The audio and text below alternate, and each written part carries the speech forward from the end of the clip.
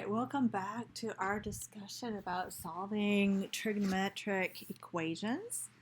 And in this video, we are going to talk about the techniques that we can use to solve trig equations where the argument of the trig function is a little more complicated than just x. We might have multiple angles, or we might have something even more complicated than that. So we're going to use this strategy when we have a trig function and whatever the argument is just greater than a single variable, okay? So what we're going to do is we're going to substitute u in for that complicated argument. We're going to simplify it a little bit, okay? And then after we've done that, we're going to solve for u. And then whatever we get for u, we are going to back substitute that complicated argument back in, and then we'll go ahead and solve for the variable that we originally had. So in this case, we have this argument that is more than just a single variable. So this 2x makes it a little more complicated. Okay, so what we're going to do is we're going to substitute that out. We're going to let u equal 2x, and so we're going to just make this argument into u. And now this is easy, okay? So now I'm just going to say, all right, well then what is u? We will solve for u by saying, okay, what angles on the unit circle have a cosine of the square root of 2 over 2? Okay, so which angles have an x value of square root of 2 over 2? And so that's going to be pi over 4 and 7 pi over 4. Because we are solving for a general solution, we're going to include that plus 2 pi n part in our solution there. Okay, so we've substituted the u in, we've solved for u. Now what we're going to do is we're going to back substitute the complicated argument. We took out this 2x and substituted in the u. Now we're going to put it back in. Okay, so where we see u, we're going to put that 2x back in.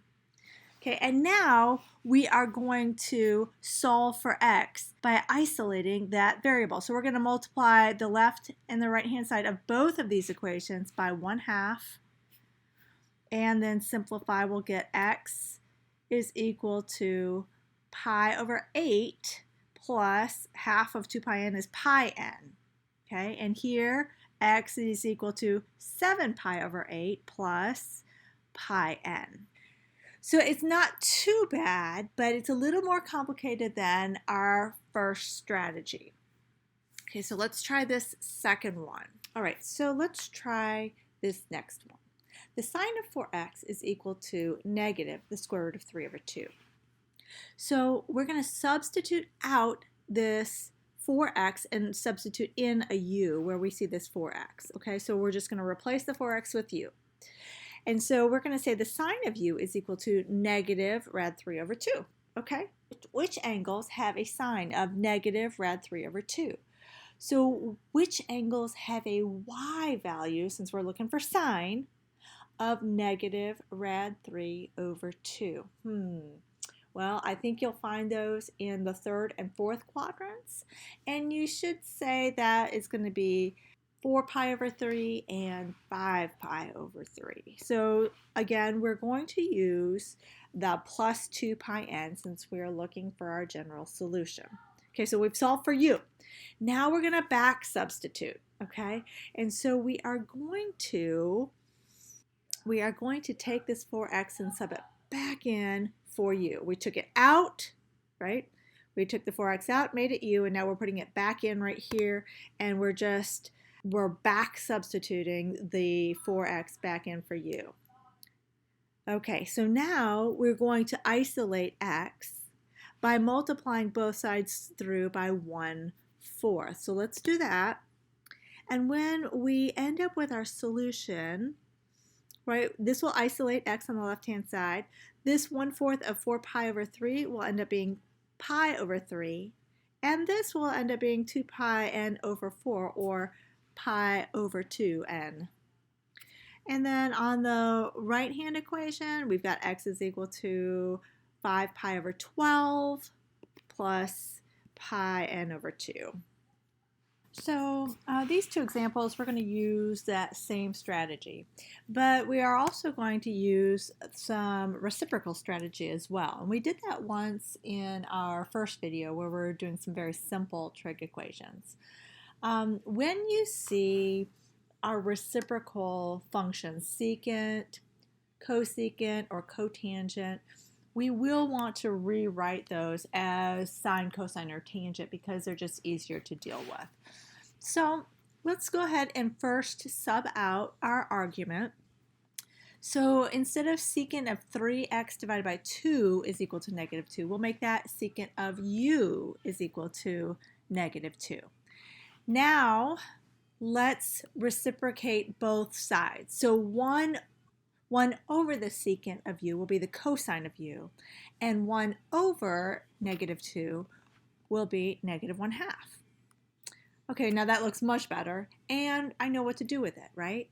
I can think about what is going on the unit circle, or which angles on the unit circle have an x value of negative 1/2. And you would find those at 2 pi over 3 and 4 pi over 3. And since we're doing general solutions, we would add the plus 2 pi n on both of those. Now let's go back and back substitute our original argument. We substituted out 3x over 2 for u, so now we need to substitute it back in. So 3x over 2 is equal to 2 pi over 3 plus 2 pi n, and 3x over 2 is equal to 4 pi over 3 plus 2 pi n. So now we would do the algebra we need to isolate our variable, our x. For both of our equations, on both sides of the equations, we're going to multiply by 2/3, the reciprocal of 3/2. So let's go ahead and do that. Notice that 2/3 times 3/2, that's going to cancel this out. I'm just going to get x on the left-hand side of both of these equations. And then I would just multiply this 2/3 straight across. I would distribute it out. And I'd end up with 4 pi over 9 plus 4 pi n over 3. And then on this right-hand equation, I would end up with 8 pi over 9 plus 4 pi n over 3. And those would be my two general solutions to this equation. So for this one, this cotangent, we're going to do it very similarly to this one. First, we'll substitute out our argument, and so we'll make that cotangent of u is equal to negative square root of 3.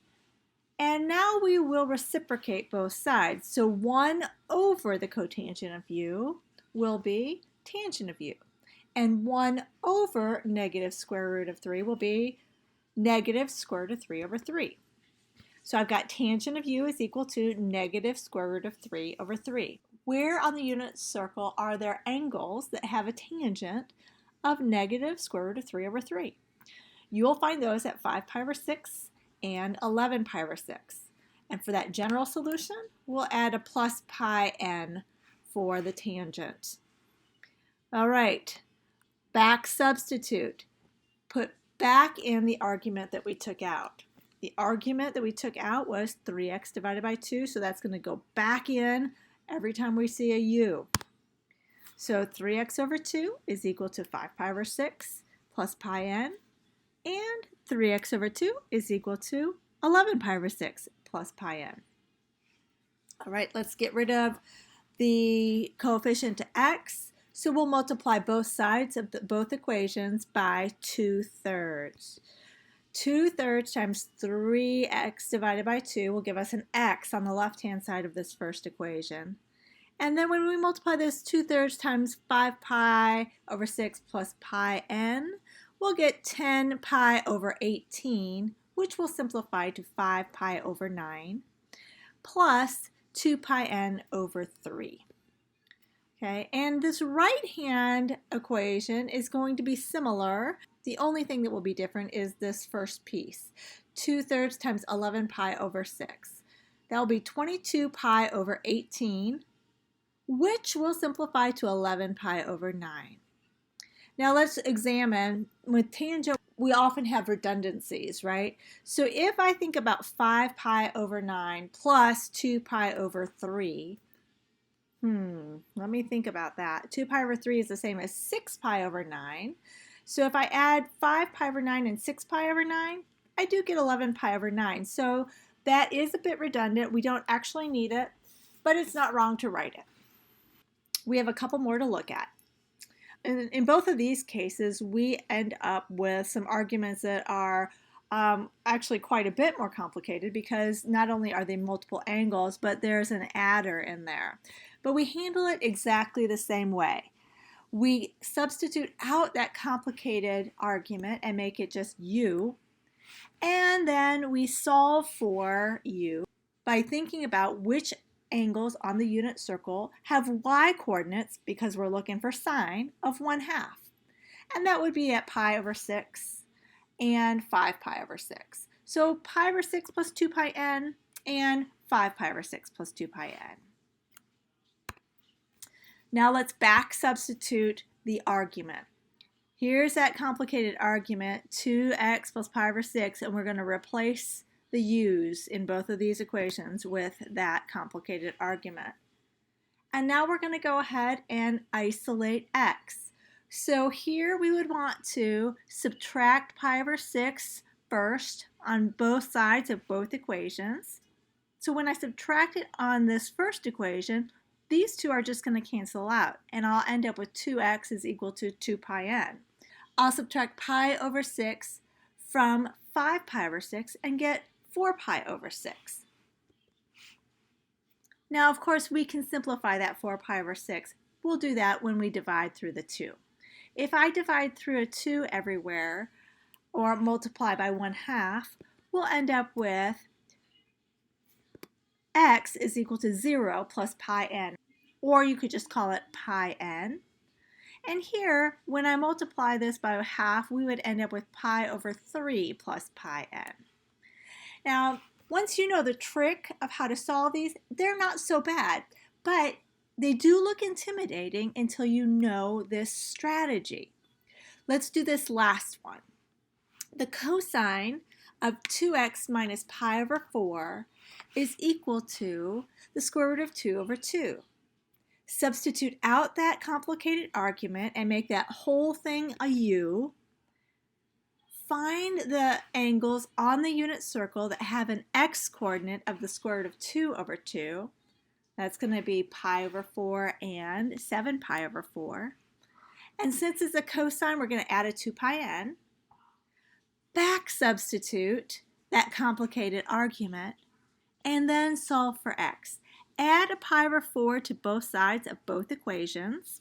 Okay, so when I add a pi over 4 here, I'll have 2 pi over 4. And when I add a pi over 4 here, I'll have 8 pi over 4. Okay, and now divide through by 2 or multiply through by 1/2. And we end up with x is equal to pi over 4 plus pi n, and x is equal to pi plus pi n. All right, that takes care of this strategy. The next strategy we're going to talk about is how do we solve trig equations when they're in quadratic form. That's a great one, and I will see you then.